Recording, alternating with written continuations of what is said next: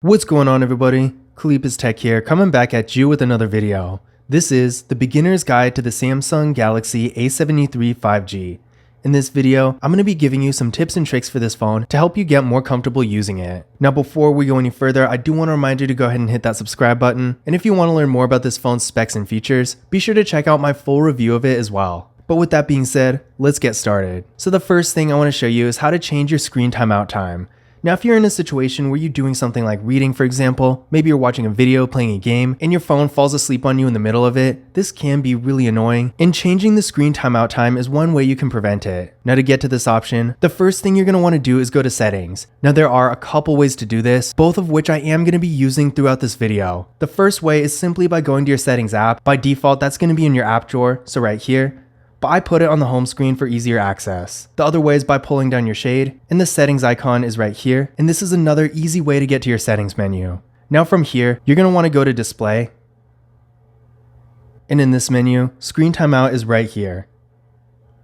As you can see, I have mine set to 10 minutes, which is the longest time, but you can also set it as short as 15 seconds. So maybe if you don't really do a whole lot of content consumption and you're really just not doing a whole lot on your phone, in that case, it might make sense for you to have a shorter screen timeout time, because if you have it too long, then if you forget to lock it, your screen's just going to stay on and drain your battery. So definitely play around with the setting and decide for yourself which one works best for you, because it will be different for everyone. It just depends on what you're doing with your phone. Now we're going to take a look at what we can do with the always on display. In case you don't know what it is, the always on display is basically a screen that comes on when your phone is locked. It's not quite your lock screen, but it does display a little information. So I'm going to show you right now.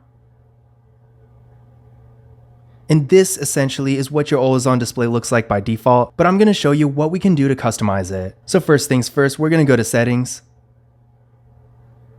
From here, go to lock screen. And always on display is right here. Go here. And as you can see, there are quite a few things we can customize. So first one is actually how it turns on. By default, it's going to be tap to show. So again, if you lock your display, tap it once, the always on display is going to come on. You can also have it always show. So now if we lock the screen, the always on display is going to be automatically on.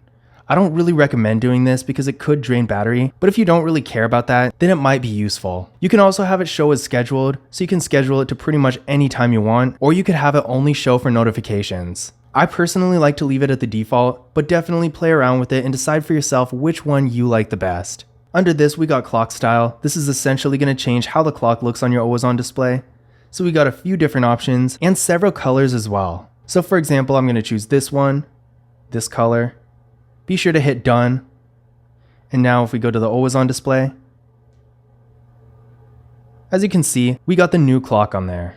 You can also have it show music information. So if you're listening to something on Spotify, for example, screen orientation by default, it is going to be in portrait. You can also change it to landscape. So if we go to always on display now, as you can see, it's now in landscape. I don't really know why someone would want to do that, but if you really want to, of course, it is an option. And then finally, we got auto brightness and some general information about the feature. And of course, if you really want to, you can also turn off the always on display. So when you disable this, if we lock the screen, the always on display is not going to show at all. Now the next thing I want to show you is how to change your screen lock type. Now this is actually in the same lock screen menu as the always on display, but in case you don't remember, I want to show you how to get here one more time. So from the main home screen, we're going to go to settings. From here, go to lock screen. And now screen lock type is right here at the very top. So go here, enter your current PIN, which you should get from setting up your phone in the first place. Now in this menu, we got several different options. You can choose between swipe, pattern, pin, password, or none. Swipe and none are basically the same thing, no security at all. Pattern is more of an old-fashioned Android kind of thing. It looks cool and offers some security, but in my opinion, it's kind of easy to guess, so I'm not really a huge fan of it. PIN is basically the industry standard, and then password, if you really want something super custom and really high security, that's the option you're going to want to choose. But essentially, those are the main screen lock options, and then underneath this, you also have the option to turn on the face unlock and the fingerprint scanner. But keep in mind though, to set these features up, there is a different spot you're going to have to go to. So I'm going to show you that right now. So if we go back to the main settings menu, so as you can see, we are in settings once again. From here, go to biometrics and security. And as you can see at the very top, we got two different options, First one is face recognition. If you go here, of course, it's going to give you some on-screen instructions to set up your face unlock. Under that, you can add your fingerprints, and it works basically the same way, real straightforward, and again, it's going to give you some on-screen instructions that are real easy to follow. Once you get these registered, go back to the screen lock menu. So right here, lock screen lock type, enter your PIN again, and once again, when you have either your face unlock or the fingerprints or both registered, you can then toggle them on and off in this menu. The next thing I'm going to show you is how to turn off unwanted notifications. Now for me at least, this is really important when I'm setting up a phone because I'm definitely not a fan of getting notifications from random apps, especially games and stuff like that. It's so useless, and when you have a bunch of apps, not only does it get annoying, but it also makes it easier for you to miss something important. So if you have a lot of apps, it's definitely a good idea to get your notifications under control. So to do this, we're going to go to settings. From here, go to notifications. And from this menu, go to recently sent, hit more. And essentially, this menu is going to show you all the apps that have sent you notifications within 7 days. And of course, any ones you don't want, you can simply toggle off. Now there are some system related notifications you can't turn off, but those are really rare. In fact, I've never even got one from this phone. Like the camera, for example, I don't even know why that's on there. I don't remember ever getting a camera notification, but sometimes it does do this. But everything else you can easily toggle off. And once you toggle them off, that's pretty much that. The next thing I'm going to show you is a quick way to customize your home screen. So if you want to do something like change your wallpaper, for example, or maybe add a widget or see your home settings, this is all you're going to have to do. Simply press and hold your finger on any blank spot on your home screen. This little part is real important as long as it's not on an app or widget, because look what happens if you do that.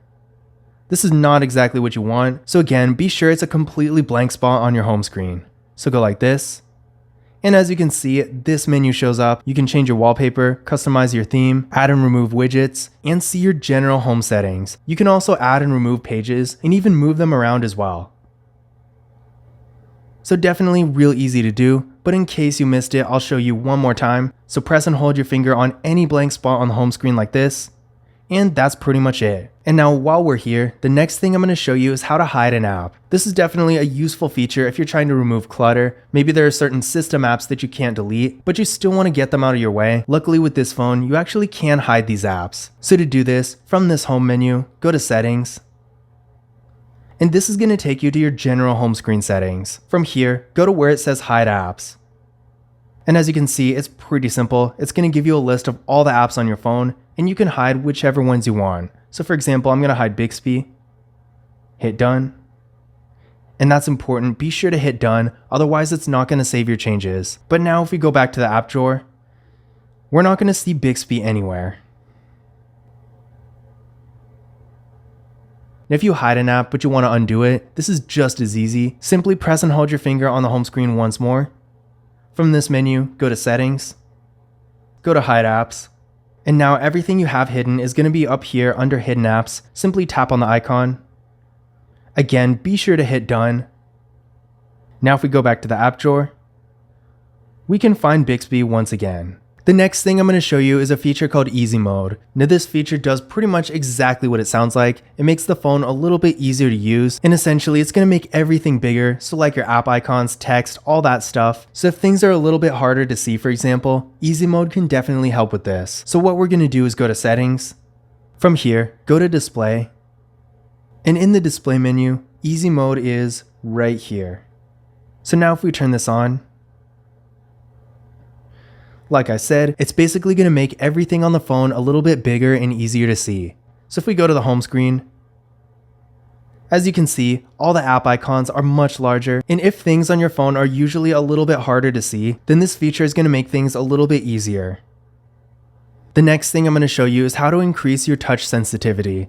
Now, in case you're wondering, this has a really specific situation where it's useful, and that is if you have a screen protector on your phone, which I personally really recommend doing. So what we're going to do, like always, is go to settings.